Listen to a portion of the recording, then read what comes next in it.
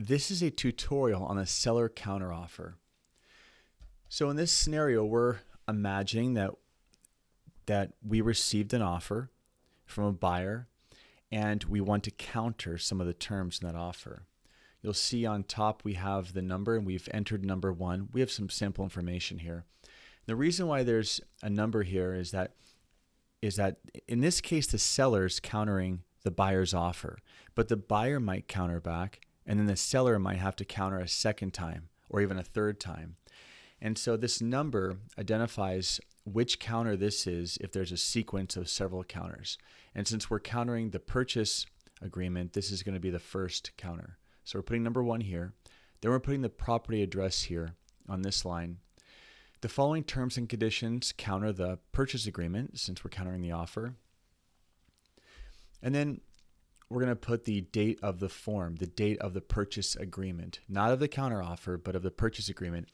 And we do that to identify, because sometimes there are multiple drafts of a purchase agreement or another document. And if we're countering it, then we need to be sure that we're identifying which document we're countering. So we're countering the purchase agreement dated and whichever date's on that purchase agreement. Then down here is where we put the items that we're countering. So these are the modifications, and the important part to note is that these are modifications, which means that anything that's in that original offer is automatically incorporated into the transaction. The counter only changes those items. So you don't have to reaffirm something that was mentioned in an offer on a counter. The only thing you're putting on a counter are changes. Everything else will stay the same. So in this case, let's just assume that the buyer offered us $850,000, and so we're going to counter the purchase price to be $875,000.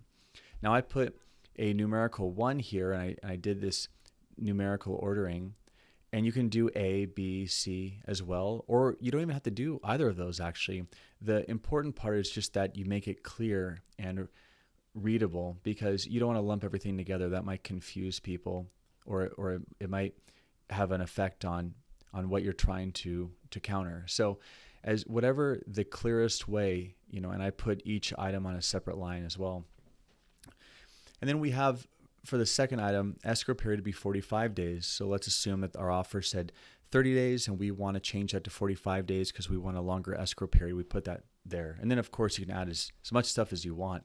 And whatever you add here is just being modified. Those are the small changes we're making to the offer, but everything else is incorporated. So there's no need to reaffirm it or write something that's already stated on a purchase contract.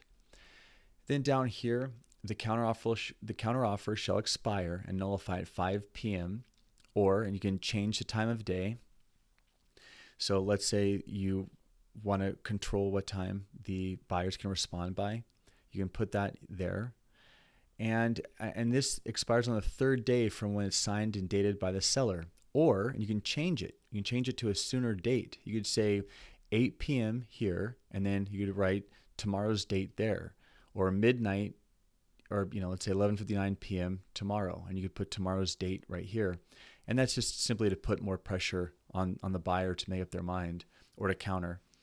But the important part is, even if you left this blank and you forgot, this counteroffer still will expire and become null and void on the 3rd day from when this was signed by the seller.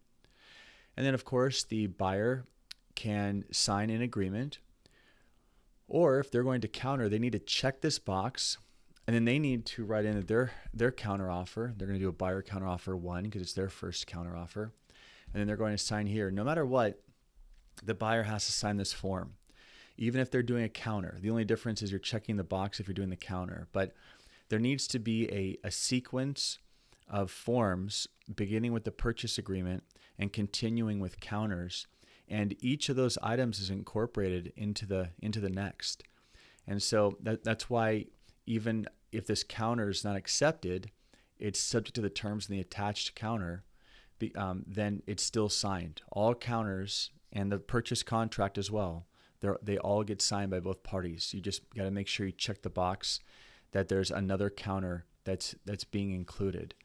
Now, if the buyer signs this and they've checked the box, there's a counter, and the buyer's counter is rejected by the seller. Well, none of this matters because this was all subject to the buyer's counteroffer. So it's not like the buyer's being obligated by signing to this. They're just acknowledging this form and then making it subject to the next counter where the buyer gets their say in the matter, and that goes back and forth until both parties agree. This form can be found on our website at openhomesale.com, and I do hope you found this video helpful. Thank you.